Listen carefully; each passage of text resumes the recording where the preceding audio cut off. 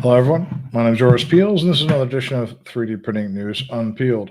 Today, we're looking at, Filsa Water. Filsa Water says it's developed a kind of 3D printed PLA bottle cap, which has a bunch of filtration elements in it. And it's partnered with Ogilvy, Baylor International, and the Colombian Red Cross to make this filtration unit available. It says just using normal plastic bottles, it can really cost-effectively filter water. Things you can do is like change the pH, reduce impurities, eliminates 90% of heavy metals. So I'm not entirely sure that's enough, but the idea of making a cost-effective filtration cap, which using local materials could let local people, filter the water, get safer water, is of course a really wonderful idea. The thing itself is 24 grams. The company says that they can filter 300,000 liters, which in 2 months, which strikes me as being ridiculously much compared to some even industrial type filtration solutions. So I'm a bit skeptical about that. But hey, they also say that it can be composted, which I'm pretty sure it can't. So I'm a bit conflicted about this news. But hey, if this thing turns out to be true, it's a wonderful example of doing good with 3D printing, and it's a wonderful example of something that a lot of 3D printers could make, and that would make the world a better place. So let's hope it's true, and let's hope to make it even better in the future. The next news is by Xenia Materials. That's an Italian-based company. They make CFRP, carbon fiber reinforced polymers, and they do compounding and all sorts of stuff like this. And now they've developed PVDF pellets.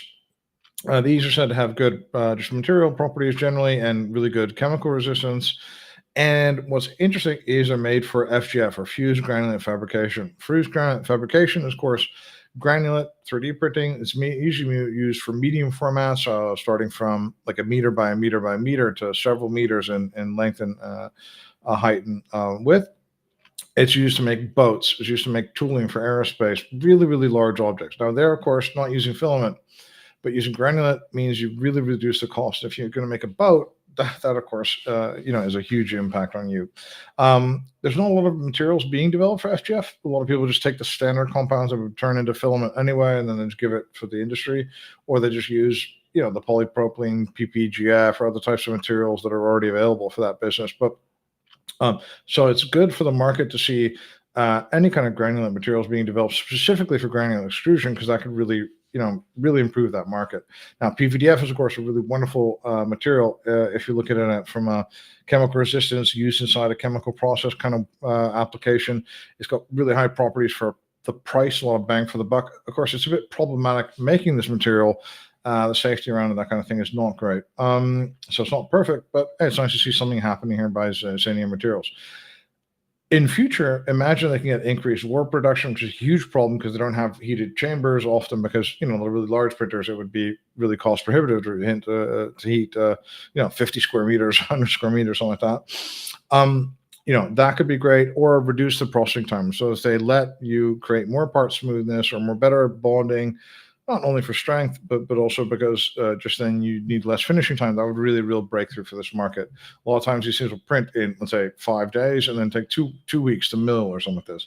So, the better surface finishes would be a really, really good thing. Or, it doesn't necessarily have to be better surface finish. Imagine you had like an object that was just going to be a mold that was actually kind of very easy to finish. That could also make a huge impact. So it's nice to see these things happening, and we hope to see more of them as well.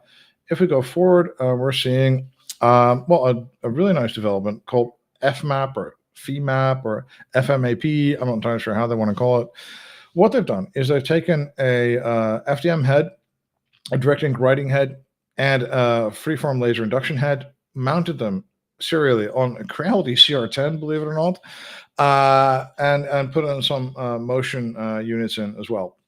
What that does is it takes FDM, which of course is a cost-effective, very broad kind of technology for making the structure of things, direct ink write, where you can extrude a lot of the different materials at one time, and this freedom laser induction, which can kind of functionalize or change these materials all into one process step.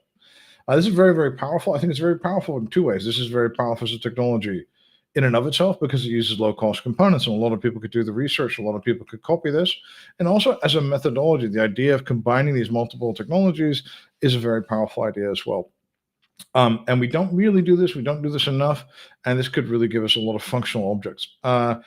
right now, they're really trying to get the best out of these things, and they seem very inclined to be making this macro MEMS idea that I've been talking about you guys for a while now. The idea of having kind of MEMS like devices, which may be a bit bigger, maybe not as accurate or as well made, but can be made in series of 1 to 100 or something, rather than requiring tens of thousands. So far, they've made a strain sensor, they've made a UV sensor, like an electromagnetic kind of basic encoder type of thing, a capacitive sensor for touchscreen type of stuff.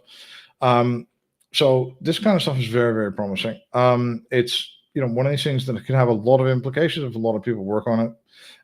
So this is, yeah, I think it's an important paper, and we'll link the paper below, and we'll look at, let you see some more things that they can make with this and stuff. And yeah, do try to kind of read this paper. I think it's very, very important, and yeah, I urge you to read it.